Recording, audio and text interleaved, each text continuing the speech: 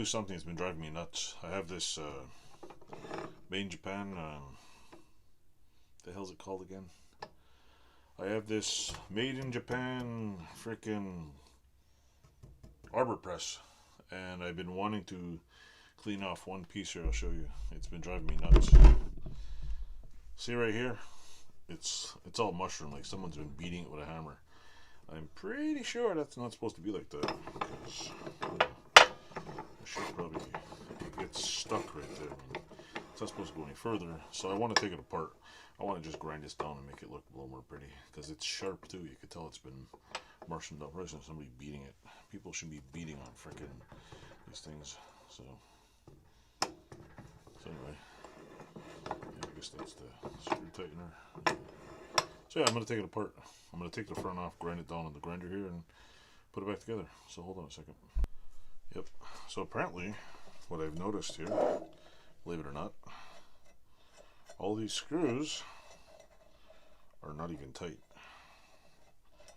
See what I'm doing here? I didn't loosen these up with anything. I didn't do a damn thing. All I did was turn them. Apparently they're all just finger tight. So this saves me some serious time. There we go. There's a little piece of thingamabobber in there. And then this. But if you look at this, like someone's been giving it the beat down. I mean, I'm pretty sure that's not what the top of an arbor press is supposed to look like. Giant shroom. See? Like, dudes, don't be beating on top of arbor press. Let the arbor do all the work, right? I mean, it only makes sense. So anyway, let me set the camera up and I'll just do a little grinding and put it back together. Hello folks, just a little note of advice. If you're going to grind, wear something that's a little more spark proof than polyester or cotton or something. You know, leather apron, something. Because last thing you want to do is catch on fire. And also, they also say you should like only grind shit about maybe about an hour before you leave your garage. This way, if anything catches on fire. But anyway, you know the drill. Turn this on.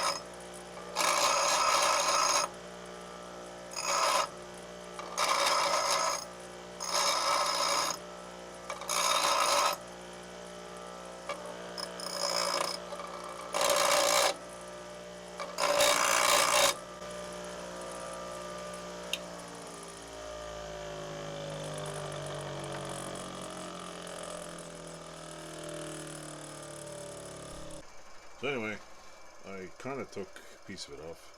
I'm going to hand grind it and polish it down because it looks like shit. But I noticed one thing, the grinder is, the wheel is not dressed properly, and whoever was using this wheel, like instead of a wheel being flat like this is the end of the grinding wheel. the grinding wheel is like this, so not exactly right. I'm gonna get a new grinding disc for that because this is ridiculous. But it took off what I wanted to take off. I'm gonna see if I can polish this all up and clean it up. So I'll hand file it for a little while and then I'll just buff it out. So stay with me. Not sure if you can see this, but let's see. I don't know if you can see that.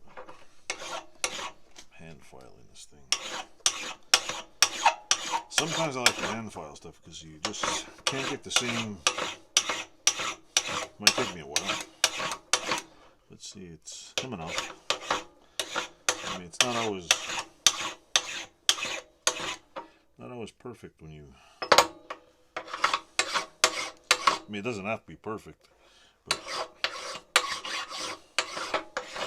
sometimes I just don't like doing shit with a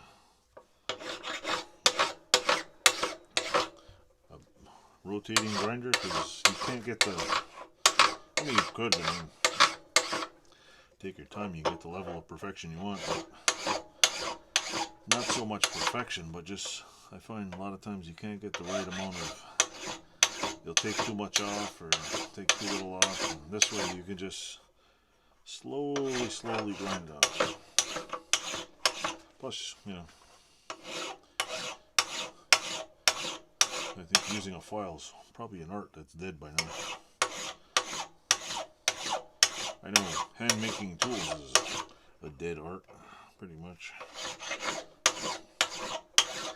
Unless you're in the tool making business, most people just run out to the store and figure, yep, that's the only tool we got because that's the only one the store sells.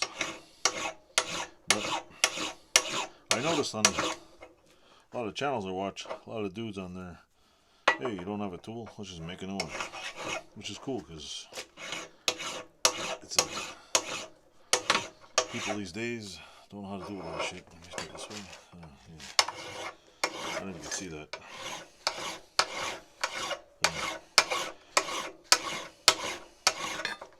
See, that's a lot more square than it was before.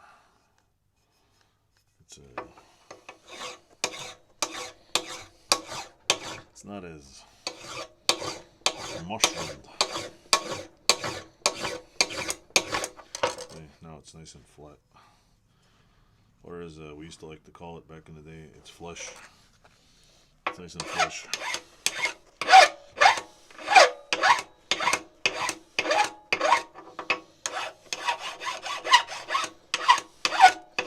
I'm just going to make the top so it's not super sharp.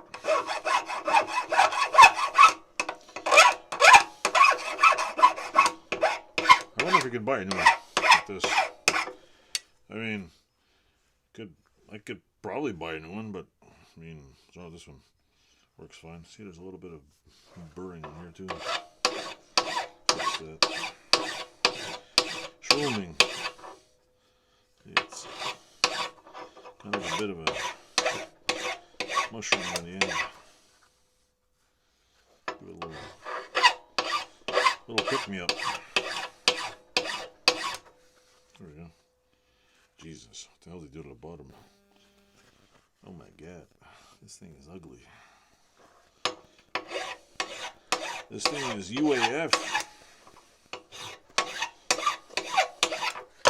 It's like when you go to a bar and you see somebody, you're like, holy shit, UAF. Ugly as fuck. So yeah, it's not bad. This has got a little bit here.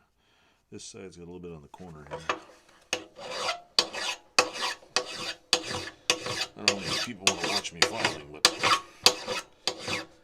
it's not exactly the most exciting thing. So anyway, I'll end this here.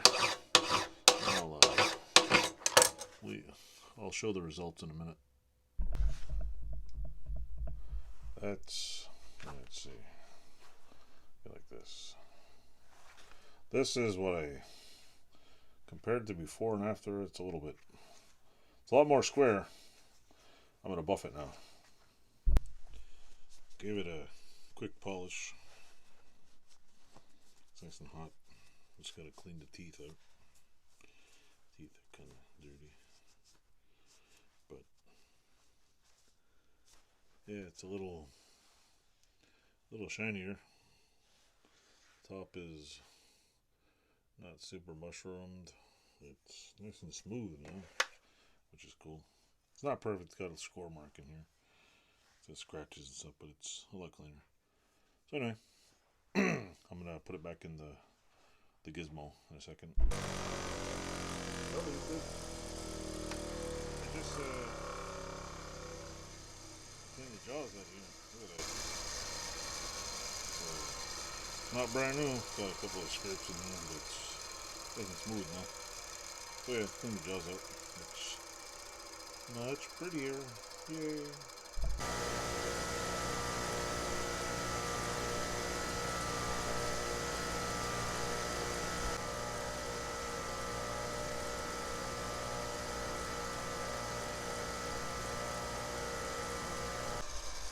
Sorry about the noise.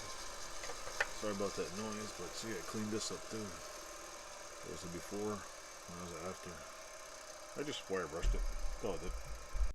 Hello YouTube. I just put a little bit of tool oil in the middle here, so don't rust.